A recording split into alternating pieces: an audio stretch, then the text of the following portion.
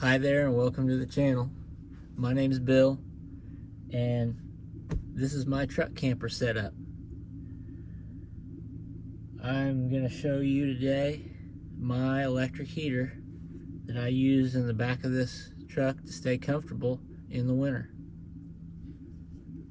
So stay tuned and follow along while I review the Vornado VH200 heater.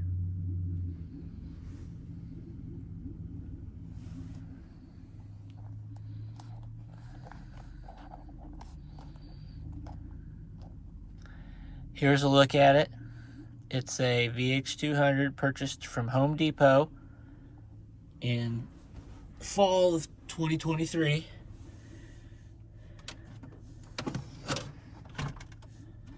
Look at the bottom here.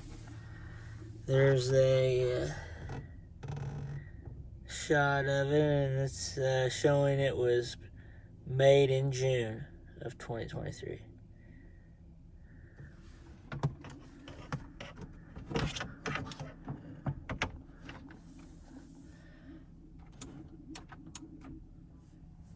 So,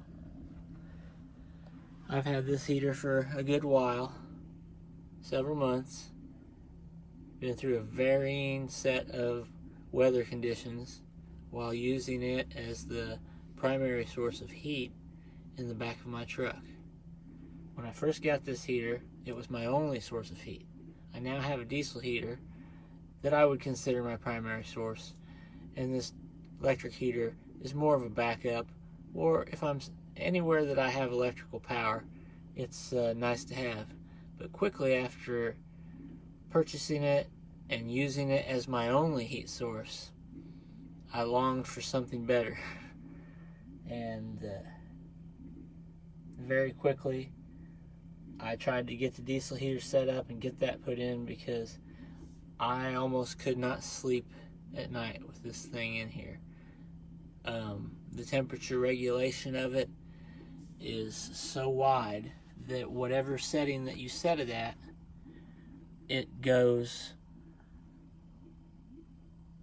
anywhere between 6 to 10 degrees, depending on other conditions, above and below that set temperature. So it's varying between maybe 80 to 81 degrees in here, and then it will be 61 in here, and then back up to 80, and then maybe it'll only go to 62 that time, and it hits 81 again. And there's a 20 degree swing in temperature the entire time that you're using this heater, and that can be uncomfortable. And that brings me to why I think that they had to put this warning on the front of the heater that caught me off guard as soon as I pulled it out of the box. And that is that it says right here on the front of it, warning, risk of hypothermia. And I get it now. Some days I would get up in the morning, I would feel feverish, I'd feel kind of sick. And I know 100% it was from that. So the heater makes really good heat, but I only utilize it on its lowest setting. There's 3 temperature settings on it, high, low, and medium. Low being a 750 watt setting, medium being 1100 watts, high being the 1500 watt setting. Now, when I first purchased the heater and turned it on, everyone complains about, the plasticky smell of new items, and no different. This thing did have a plasticky smell, and I let it run for some time. I was actually using the medium setting at first, and I gave it a lot of time to let that burn off, and it did for the most part. But if you turn it up to the high setting, the plastic smell is just, it doesn't seem to go away. It seems like it always makes that. It's just super, super hot for how close it is to a lot of plastic components. And for me, I don't need the higher settings. And the other thing that I noticed using it in this truck camper, when you have it on the lowest setting, you have the highest power going to the blower, I guess. And as soon as you click it to the second setting, you'll notice a noticeable drop in the RPM of the fan, how much air it's moving, and that's just because of the amperage draw taken away by the coils when you turn it up to the second heat setting. And I've used it. I'm using it on an extension cord, fairly long extension cord right now, but I have plugged it directly inside the house to test that to make sure it still works that way inside the house. And for me, it does on this unit. But the 750 watt setting, it works really well for me. More than enough heat to do this space, and it's very power friendly. I'm able to use other stuff inside the truck here off one extension cord, and of course that's plugged into a 15 amp GFCI, I think I'm saying that, outlet with the little breaker in it, like what you would have in your bathroom. That's what my family has here on the back of their house. I'm plugged into that, and I'm utilizing this heater. I've also got my 12 volt refrigerator running off of it currently, and as you can see, I'm charging my laptop. But in that third outlet, when I'm not using it to charge something, I've got a 5 amp DC charger that I keep plugged in just to keep me topped off for the lights and stuff that I use that are on my 12 volt system. So all of that together, drawing on one cord, I've never tripped it at the 750 watt setting on this thing. It works really well. You know, some of these heaters, you see people burning plugs, the outlet in the wall, or there'll be horror pictures online of them burning up, and none of the connections or cords or anything have ever gotten hot running this on low. I can't speak to the higher settings. But on to the meat of this conversation, if you've held on this long. And it's this dial that's on the top of it here. And as you can see, you've got numbers that go from 1 to 7. And I see a lot of conversation online from different people speaking about what temperature equates to where you set the dial. And that thinking becomes flawed when you realize what I told you earlier about how there's such a drastic. So when you set that dial somewhere, the center point of it can be a temperature, but you're swinging so wide, you start to realize why they couldn't just put a temperature on there, what that you're setting it to. They had to just make it numbers, because you can't set it at 70 degrees and then it's 61, then it's 80. People, doesn't work. Now there are more expensive versions of this heater that have a digital readout and temperature setting. Maybe they work better. I can't speak on that. I bought this one. It was about a $69 heater. That was the price I was willing to pay for a heater. I didn't want to spend $100 to $110 on a heater.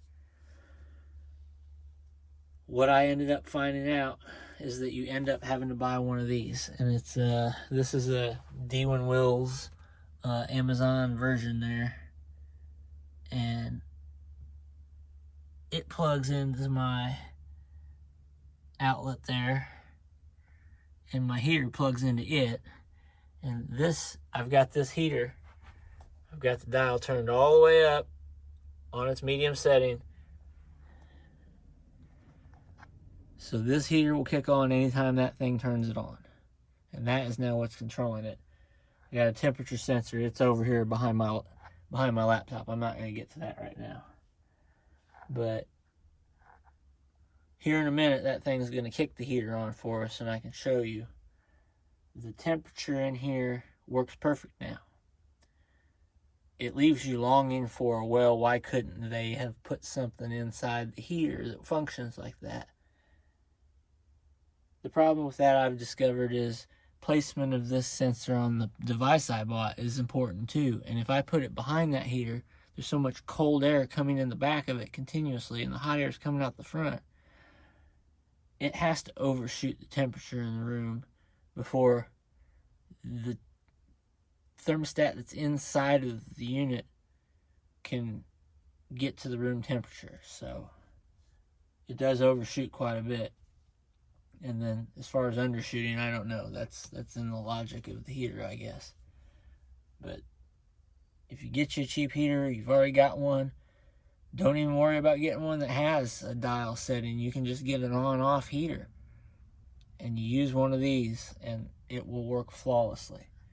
I've had this on for some time now, and you can see it's 70 degrees in here currently. But the important part is down here. It's only been between 70 and 72 degrees.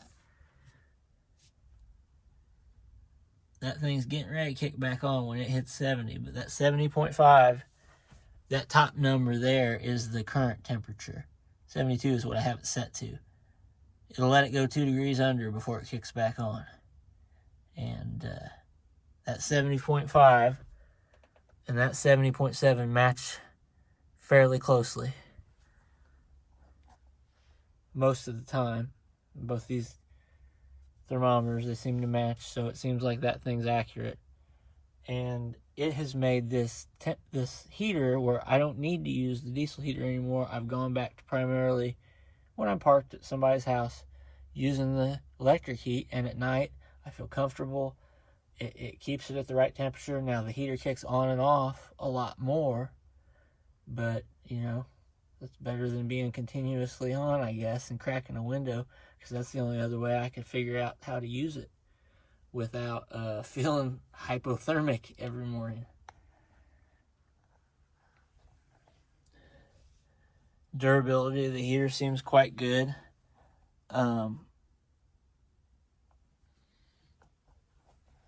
It's beat and bang around a little bit in the back of this truck. Occasionally I've took off to go to the gas station or to go to somebody's house and forgotten to pick that up and secure it, and it's ended up rolling around back here on the floor. It's always worked fine after all of that. As far as longevity, I mean, 3.5 months of a lot of continuous use. I mean, when I use it, it's on all day and all night, and hasn't failed me yet. So I would say a thumbs up on the heater at being a heater, but a thumbs down on temperature control of the unit, and something to be cautious of. I mean, they put that warning on the front of the heater for a reason, so keep that in mind. But this is just going to be a short, quick review, and I wanted to try during the video to catch this little unit kicking on. And any moment when that drops to 70, below 70.0, you see a red light on this illuminate, and this red light will illuminate. There you go.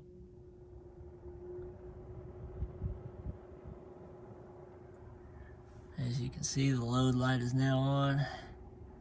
We're heating. We're reading 69.8. Now this thermometer does lag behind as temperature drops. It's a little delayed. But that's the setup. If you have already got you a heater, you want to get you one of those, and you'll have to review other videos if you're looking to buy a Vornado heater that's already got the digital temperature control on it. But opinion that I've developed after owning this one is I wouldn't waste my money on one, because the temperature sensor is inside the unit, and that's not where you want it. Until you can get a space heater that has an external temperature sensor that you can run somewhere else, I don't think it'll ever work the way that this works, because even this won't work well if I place that sensor down there at the back of that unit. So it'll work better, but not as well as it's working now. All right, everybody. Well, I just wanted to say thank you for tuning in today.